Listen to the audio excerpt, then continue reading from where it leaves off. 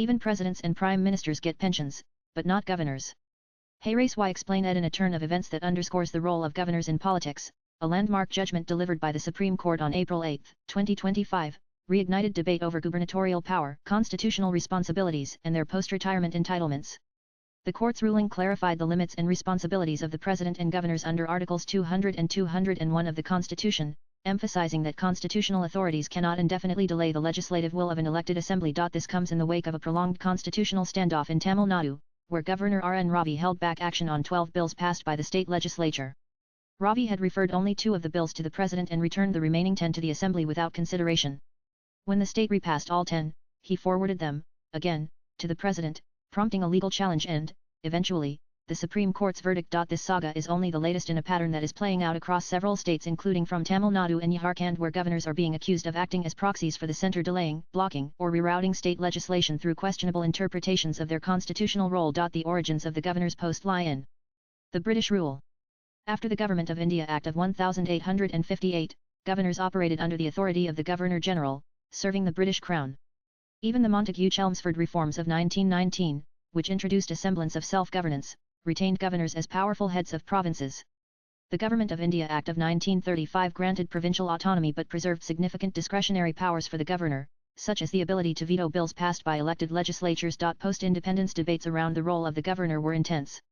Early proposals, including the Commonwealth of India Bill 1925, the Nehru Report 1928, and the Hindustan Free State Constitution, envisioned retaining the post, but often under a more democratic framework. Initially, members of the Constituent Assembly leaned toward electing governors. Eventually, however, the idea of a governor appointed by the president, acting as the center's representative in the states, won out. Today, the governor's role includes monitoring the activities of the state government, keeping the center informed, and safeguarding the Constitution.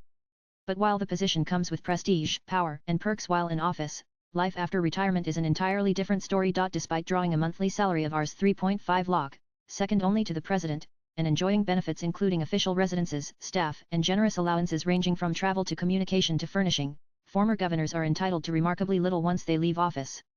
There is no provision for a pension under the Governor's Emoluments, Allowances, and Privileges Act of 1982. The only post-retirement benefit is medical coverage for treatment of illness. This stands in sharp contrast to virtually every other high-ranking public office. From the president to members of parliament and even MLAs, retirement benefits are standard.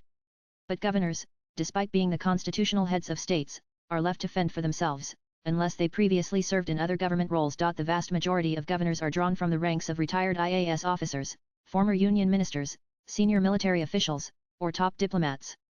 As such, they typically draw pensions from their earlier careers. But those few who reach the post without a prior pensionable role receive no government assistance upon stepping down, apart from medical support. Swipe left for next video. The debate over governor pensions is not new. In 2008, the center attempted to introduce a pension provision for former governors but failed to reach consensus with states.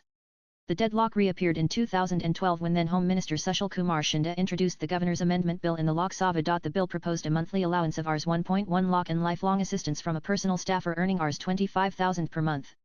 However, it faced stiff resistance from states, which argued that since governors serve as the center's emissaries, their post-retirement benefits should also be borne by the center, not the state's treasuries. The proposal stalled and has not been revived since. Latest blogs